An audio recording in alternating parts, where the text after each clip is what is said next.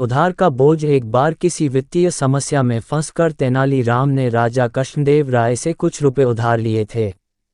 समय बीतता गया और पैसे वापस करने का समय भी निकट आ गया, परंतु तेनाली के पास पैसे वापस लौटाने का कोई प्रबंध नहीं हो पाया था।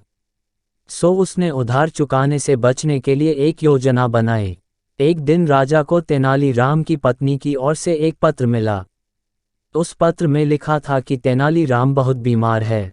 तेनालीराम कई दिनों से दरबार में भी नहीं आ रहा था, इसलिए राजा ने सोचा कि स्वयं जाकर तेनाली से मिला जाए। साथ ही राजा को भी संदेह हुआ कि कहीं उधार से बचने के लिए तेनालीराम की कोई योजना तो नहीं है। राजा तेनालीराम के घर पहुंचे। वहां तेनालीराम कंबल ओढ़कर पलंग पर लेटा हुआ था। उसकी ऐसी अवस्था देखकर राजा ने उसकी पत्नी से कारण पूछा। वह बोली, महाराज, इनके दिल पर आपके दिए हुए उधार का बोझ है।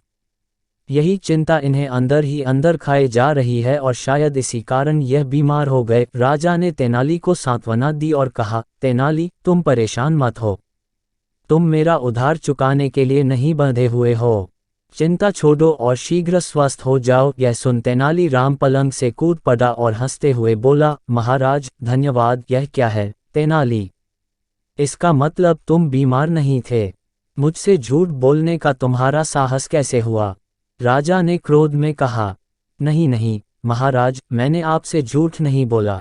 मैं उधार के बोझ से बीमार था। आपने जैसे ही मुझे उधार से मुक्त किया, तभी से मेरी सारी चिंता खत्म हो गई और मेरे ऊपर से उधार का बोझ हट गया। इस बोझ के हटते ही मेरी बीमारी भी जाती रही और मैं अपने को स्वस्थ महसूस करने लगा।